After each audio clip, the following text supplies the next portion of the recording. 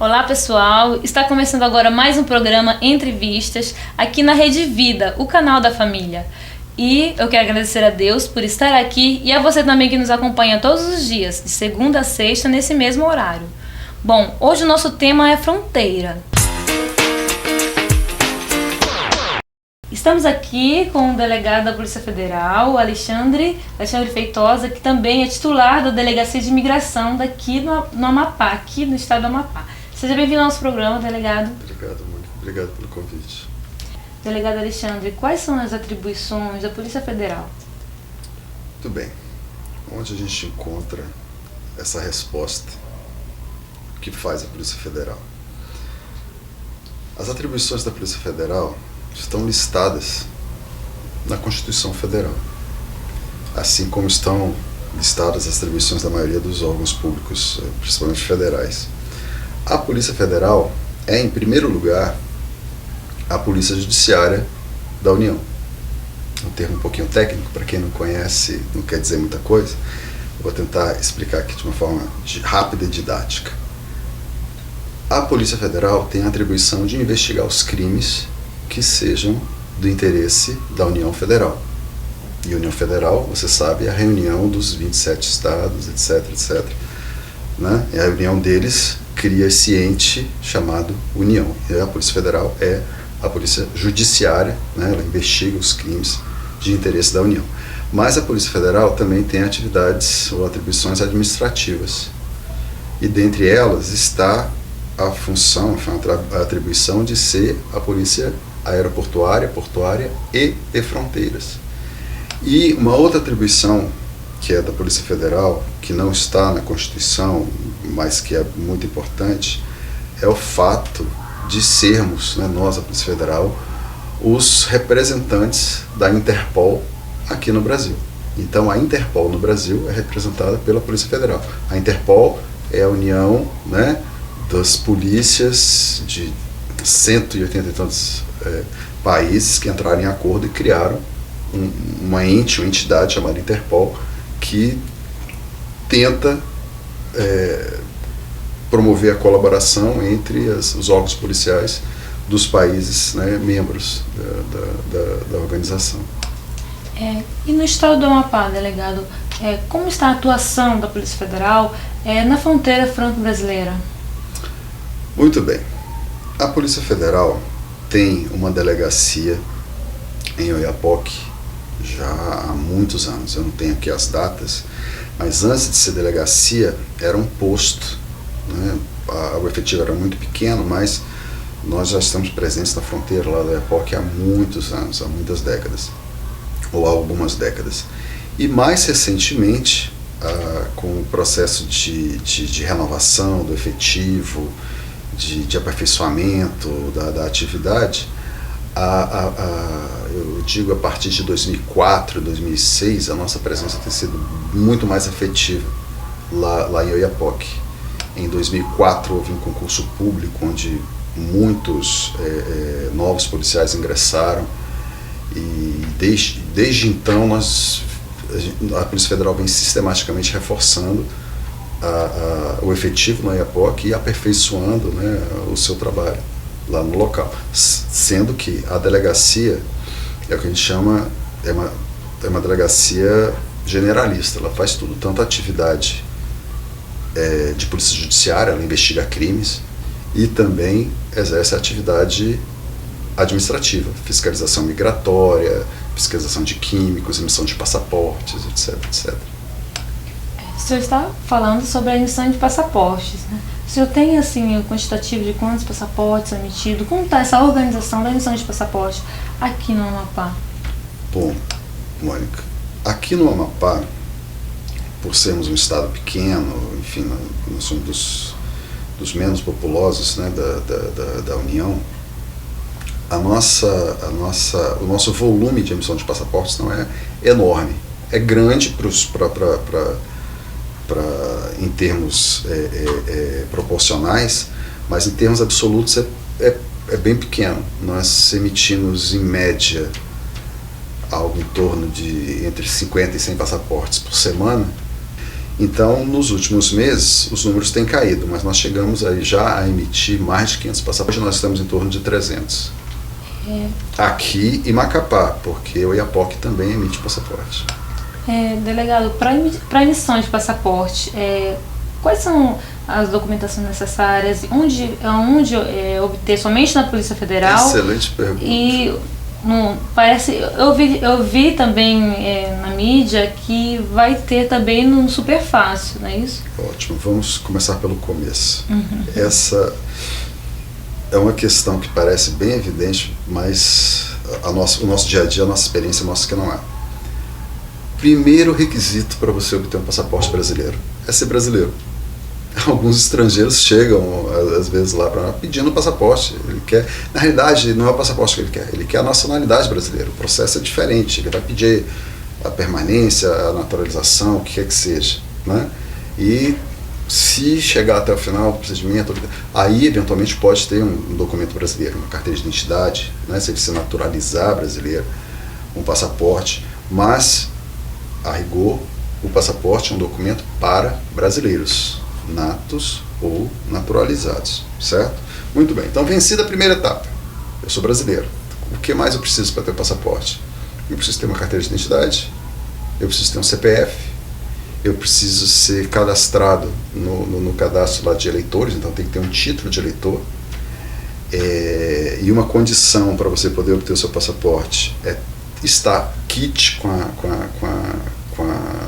a justiça eleitoral, então você tem que ter votado, ter se justificado. E para os homens também é necessário apresentar uma comprovação de regularidade com o serviço militar, né? Então são os documentos que se exigem. Mas se você quer um passaporte, você não vai sair de casa e se dirigir diretamente à Polícia Federal. Você vai, em primeiro lugar, à internet, no nosso site www.pf.gov.br, vai procurar lá o ícone correspondente a passaportes, vai lá em requerimento, preenche o requerimento na tela, envia para a Polícia Federal eletronicamente, imprime o seu recibo, imprime a guia de pagamento da taxa, realiza o pagamento da taxa. No dia seguinte, você volta ao site da Polícia Federal para agendar o seu atendimento. Você diz qual o dia e o horário que você gostaria de ser atendido, né? Hoje é só uma opção, lá na Zona Norte, na Superintendência da Polícia Federal, e apresenta comprovante de pagamento, apresenta os documentos em original, que eu disse, carteira de identidade, original CPF, é cópia? Não, só original. Nós só conferimos os dados, nós não ficamos com cópia de nada. Conferimos, devolvemos, e em condições normais, de temperatura e pressão, entre aspas, o passaporte chegaria aí em 6, 8 dias. Mas como a Casa da Moeda está com problemas lá na confecção, hoje esse passaporte está demorando entre 30 e 45 dias. Para a emissão de passaporte, eu primeiramente tenho que entrar no site. Exatamente. Tá. Vou saber disso. Certo? E hoje, o único local possível de atendimento aqui em Macapá é a Superintendência da Polícia Federal, lá na Zona Norte. Mas num futuro próximo, estamos trabalhando para instalarmos um posto de atendimento, em primeiro lugar para passaporte, no Superfácil da Zona Sul. Se tudo der certo, daqui a 2, 3 meses a gente já pode estar funcionando lá. Isso facilita o acesso da população a esse serviço. A gente vai conhecer os dados do fluxo migratório na fronteira. Quantas pessoas atravessam a fronteira anualmente? Bom, os números oficiais dão conta de cerca de 10 mil controles migratórios por ano, aproximadamente, no Amapá todo, feitas lá pela Delegacia de Controle Migratório, né, cuja sigla a gente chama simplesmente de DELEMIG, a Delegacia de Controle de Migração. Delegado, normalmente essa contagem da Polícia Federal são das pessoas dos estrangeiros que chegam no Brasil pelo Rio Oiapoque ou não? Essa contagem inclui aqueles fiscalizados no Oiapoque. Então, como eu disse, os estrangeiros que entram ou saem do Brasil por Oiapoque são fiscalizados, ou deveriam ser, pela Polícia Federal. Os que entram ou saem pela via fluvial aqui por Santana também são fiscalizados por nós aqui no Amapá. Assim como aqueles que entram ou saem no Brasil pelo aeroporto. Mas com relação ao Oiapoque, o Oiapoque é um pouco sui generis. Para quem conhece lá a cidade de Oiapoque, quem conhece sabe que a nossa delegacia da Polícia Federal, ela está um pouco afastada da margem do rio, né? E a nossa fronteira está lá, né? na margem do rio. E como a Polícia Federal não está fisicamente na margem do rio, né? Ela está afastada algumas centenas de metros, subindo lá a avenida principal, isso faz com que o estrangeiro não seja fiscalizado imediatamente quando bota o pé no Brasil. Então, ele desce lá da catraia, né? A ponte ainda não está aberta, então a forma de travessia do rio ainda é a catraia, então ele desce lá no cais e deve se apresentar imediatamente à Polícia Federal para ser fiscalizado. Em geral, para europeus, o Brasil não exige visto. Então o europeu que entra no Brasil via Oiapoque apresenta simplesmente o passaporte, né? E qual é a avaliação que o policial que está fazendo a fiscalização vai fazer? Ele vai verificar se a pessoa realmente tem onde ficar no Brasil, se ele tem condições de se manter no período que ele quer ficar no Brasil, que também é limitado, a depender do país de origem da pessoa. Ele pode passar no máximo 90 dias no Brasil, a cada 180. Verifica se o passaporte obviamente é válido, etc, etc. E para aqueles países, né, para os quais o Brasil exige visto, o policial também fiscaliza a validade do visto. Mas como eu disse, essa distância, às vezes acontece da pessoa chegar e demorar um pouquinho, ou às vezes sequer se apresentar, né? Isso é um problema que nós temos lá. E quando ocorre isso, delegado, do estrangeiro chegar no solo brasileiro e não se apresentar, como que a Polícia Federal faz a questão da fiscalização, vistoria? Ótima pergunta. Muito embora a atribuição para fiscalização de fronteira, né, a polícia de fronteira, seja a Polícia Federal, nós temos a atuação, a colaboração de outros órgãos da administração. Eu posso citar aqui o ótimo trabalho que a Polícia Civil tem feito lá em Oiapoque, a Polícia Militar, que é uma instituição aqui no Amapá, Polícia Militar, eu admiro profundamente o trabalho deles. E nós temos a Polícia Rodoviária Federal também, que tem aumentado o efetivo deles lá e eles têm trabalhado muito. Então, o estrangeiro que eventualmente chega no Brasil via Oiapoque, entra no Brasil, passa para Oiapoque, não se apresenta à fiscalização obrigatória, ele provavelmente vai ser parado lá no posto da Polícia Rodoviária, e a Polícia Rodoviária não vai deixar ele passar. E vai detê-lo e vai levar para a Polícia Federal, lá no Oiapoque. Esse estrangeiro vai ser autuado por ter entrado clandestinamente, vai ser multado e vai ser convidado a deixar o Brasil, né, num prazo normalmente que varia entre 3 e 8 dias. E se ele não atender, se ele não cumprir esse prazo, ele pode ser preso administrativamente e deportado de volta para o país dele.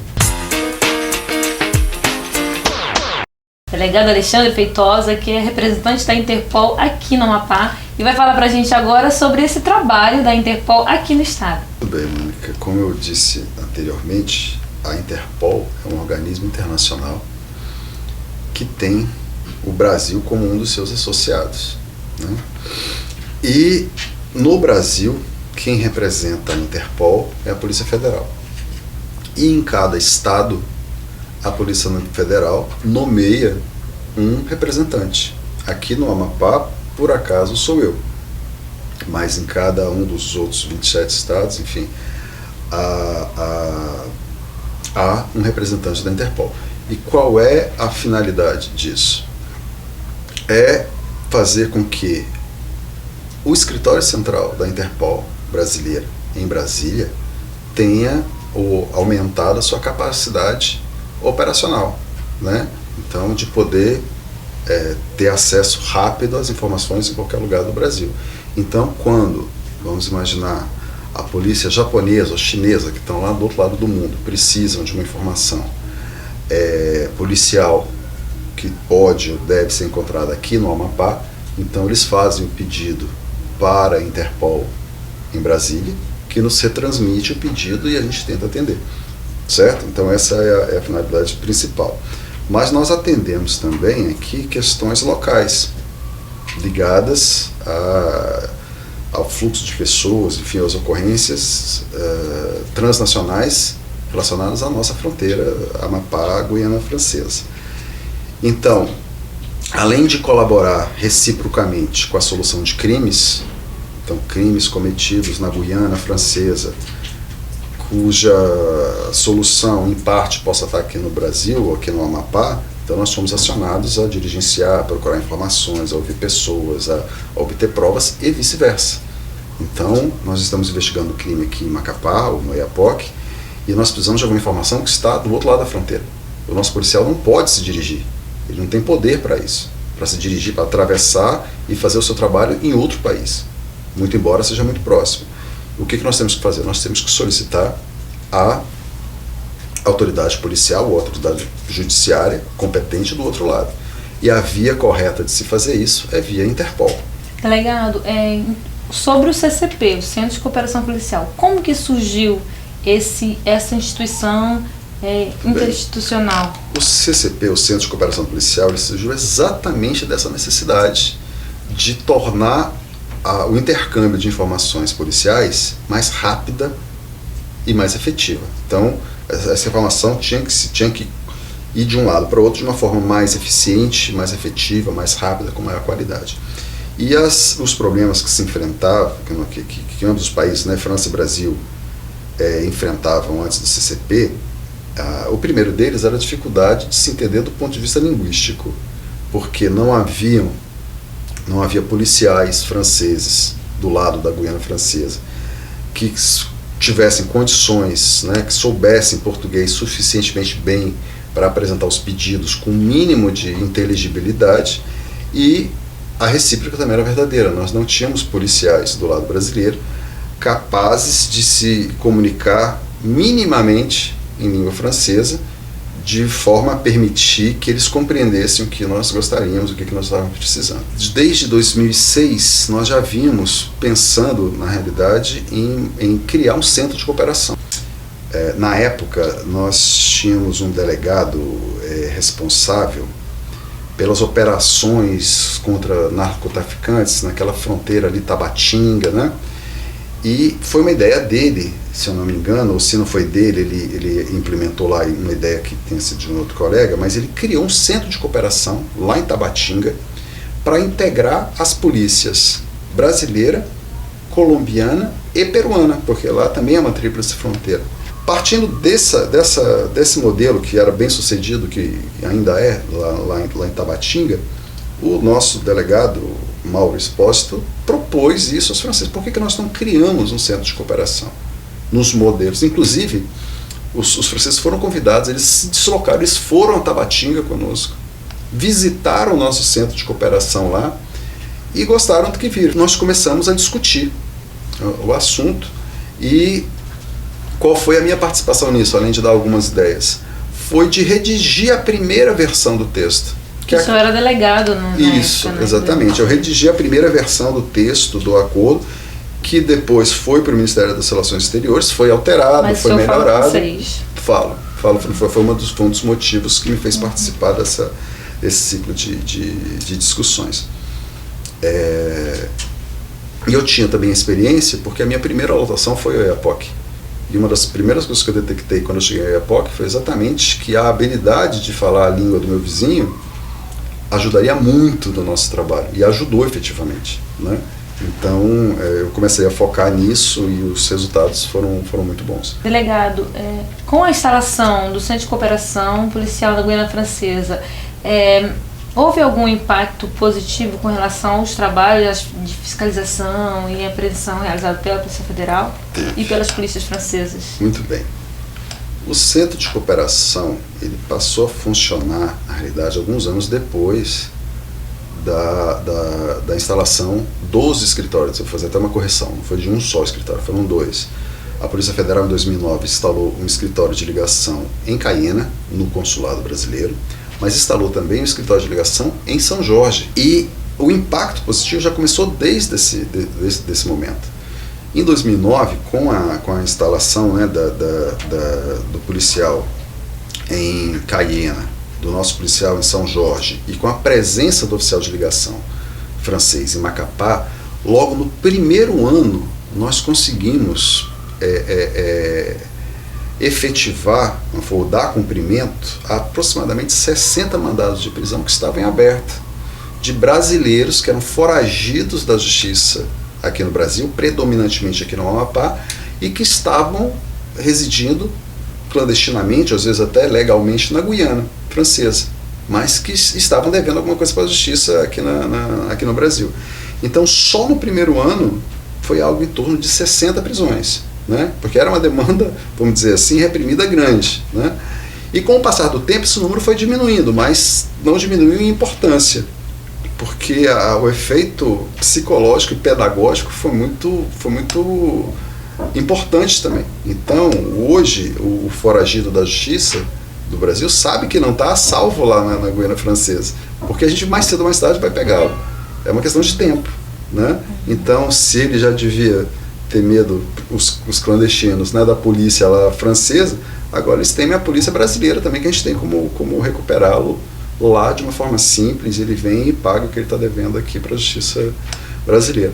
Os números que se sucederam depois foram diminuindo, isso é natural, né? Mas esse foi um impacto positivo grande, já logo desde 2009, com a implantação dos escritórios de ligação. A partir de 2010, 2011, quando o Centro de Cooperação começou a funcionar com mais intensidade, os trabalhos, o impacto maior foi na qualidade da troca da informação e na rapidez, principalmente nos fatos que envolvem diretamente a fronteira, que é o objetivo principal do Centro de Cooperação, é atender às situações da fronteira. Então, São Jorge, Reginá, Oiapoque, Calçuíne, então toda aquela região lá que tem suas peculiaridades, né? O tipo de criminalidade é bem específico, tanto do lado brasileiro como do lado francês, e normalmente está ligado à clandestinidade, está ligado à exploração ilegal de minério, de minerais, né, de ouro principalmente, e alguns crimes relacionados a o que aqui no Brasil é da atribuição da Polícia Civil, que são os crimes contra o patrimônio e os crimes contra a vida, né? Então, a instalação do Centro de Cooperação melhorou muito a forma com que a gente vem instruindo essas investigações. Delegado, com a abertura da ponte, como que está a organização da Polícia Federal, do pessoal, a estrutura? Vocês vão funcionar aqui na ponte, aqui, né, próximo, junto, como acontece do lado de lá da Guiana Francesa? O padrão é o mesmo. Em toda a fronteira, ou em todo posto de fiscalização, né, de entrada e saída do país, nós temos necessariamente a atuação de alguns órgãos. A Polícia Federal, que faz a fiscalização migratória, a Receita Federal, que faz a fiscalização de entrada e saída de bens, valores, etc., etc., a Vigilância Sanitária, que zela exatamente para não deixar entrar ou sair doenças, e quando digo doenças não só de pessoas, mas de animais, de plantas, né? E cuida da questão da vacinação, e, enfim, dentre outros órgãos que não vale a pena citar aqui. Mas todo ponto de fiscalização, necessariamente você tem pelo menos esses 3 órgãos. E a fronteira com a Guiana Francesa não foge à regra. Então nós vamos abrir uma ponte, nós vamos fazer uma ponte funcional, onde as pessoas e os bens vão circular, certo? Então, a partir do momento que um estrangeiro entra no Brasil por Oiapoque, através da ponte, antes de botar o pé no Brasil, ele tem que passar pela fiscalização migratória da Polícia Federal. Se a Polícia Federal disser, ok, pode entrar, aí ele vai passando sucessivamente pelas outras fiscalizações. Federal, não, a Polícia Rodoviária não está lá? Não está, porque não faz parte das atribuições da Polícia Rodoviária. A Polícia Rodoviária tem atribuições nas rodovias federais, etc. Lá é um ponto de entrada e saída e de fiscalização migratória. Então, os órgãos que devem estar lá, pelo menos os órgãos federais, são predominantemente Polícia Federal, Receita Federal e Anvisa, né? Então, as pessoas entrando, se submetem à fiscalização da Polícia Federal, da Receita, se for o caso, se estiver entrando com bens. Acontece muito, o estrangeiro está vindo com o carro dele, afinal de contas é uma ponte, ele está entrando com o carro dele. A Polícia Federal não vai dizer se ele pode ou não entrar com o carro. Ele vai dizer se a Polícia Federal vai dizer se ele pode ou não entrar, e em que condições e por quanto tempo. E a partir daí a Receita Federal vai se manifestar. Opa, peraí, isso aqui é um bem, então o Brasil não admite a importação de veículos usados. É para isso que ele está trazendo o carro? É esse tipo de fiscalização que ele fala, não, eu só vim passar aqui 10 dias, 15 dias, eu vou até Macapá, eu vou até o Jari, e volto com o carro no período que a Polícia Federal me permitiu estar aqui. Então eles fazem a entrada provisória e na saída eles dão baixa. Então essa é a função da administração pública federal na fiscalização da ponte. Delegado Alexandre, no seu ponto de vista, quais são os impactos positivos que com a abertura da ponte o Amapá pode se beneficiar? Para mim, para nós da Polícia Federal, o primeiro impacto positivo é o fato de facilitar o nosso trabalho. Porque com a abertura da ponte, acredito eu, a ponte vai ser o único ponto fiscalizado. Então as pessoas só vão poder entrar e sair pela ponte, acredito eu. Exceto se alguma norma, alguma regra foi estabelecida de forma contrária. Mas eu acredito que deveria ser só a ponte. E sendo só a ponte, que é fisicamente uma estrutura estreita, fácil de fiscalizar, isso facilita o nosso trabalho. Agora, do ponto de vista da integração da nossa região, do Amapá com a Guiana, ou mesmo com o platô da Guiana, como se fala, do ponto de vista econômico, eu acredito que é muito positivo também.